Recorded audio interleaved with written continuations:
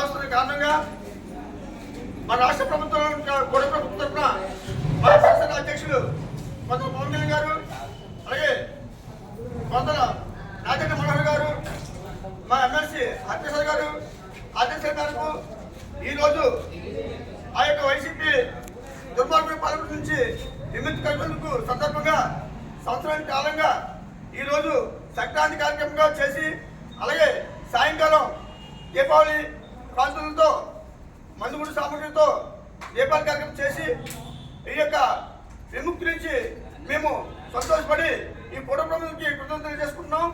అలాగే ఈ కూటమి ప్రభుత్వంలో వచ్చిన 1 yearలోనే చాలా కార్యక్రమం చేయడం జరిగింది.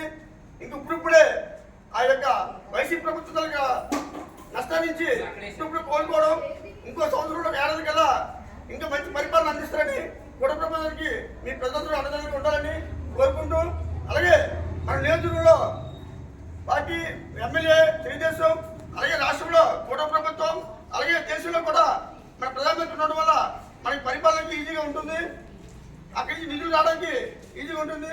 అలాగే రేపు మండల స్థాయిలో ఉన్నాయండి, గ్రామ స్థాయిలో ఉన్నాయండి, మన ప్రజలందరూ కూడా కూటమి ప్రభుత్వం గెలిపించి మంచి పరిపాలన అందిస్తారని కోరుకుంటూ సెలవు తీసుకుంటున్నాం. జై జనసేన.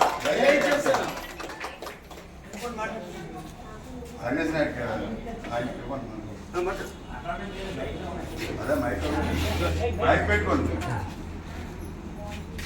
కొంచెం యాక్ట్ చేసి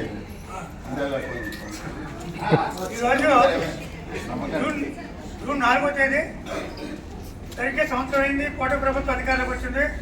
కేంద్రంలో బీజేపీ ప్రభుత్వం, కూటమి ప్రభుత్వం ఎన్డీఏ, ఇక్కడ కూడా ఎన్డీఏ గవర్నమెంట్ వచ్చింది. ఈ సందర్భంగా వైసీపీ పాలన, స్వచ్ఛ పాలన అంతమందించి ఈ సంవత్సర కాలంలో మన ప్రభుత్వం సాధించిన విజయాలు ఒకసారి గుర్తు చేసుకోవాలి. గత కూటమి ప్రభుత్వం, గత వైసీపీ ప్రభుత్వం 10 లక్షల కోట్లు అప్పు చేసింది, ప్రభుత్వ ఆస్తులన్నీ తాకట్టు పెట్టింది. అలాగే ఈ రాష్ట్రంలో ఎక్కడ అభివృద్ధి లేకుండా కేవలం సంక్షేమ పేరుతో ఈ రాష్ట్రాన్ని అభివృద్ధి పెట్టేసింది. రాష్ట్రాన్ని రాజధాని లేకుండా చేసింది. పడవ ప్రాజెక్టు కట్టలేదు, మరి ఫిబ్రవరి స్టీల్ ప్లాంట్ కట్టలేదు. ఆ రకంగా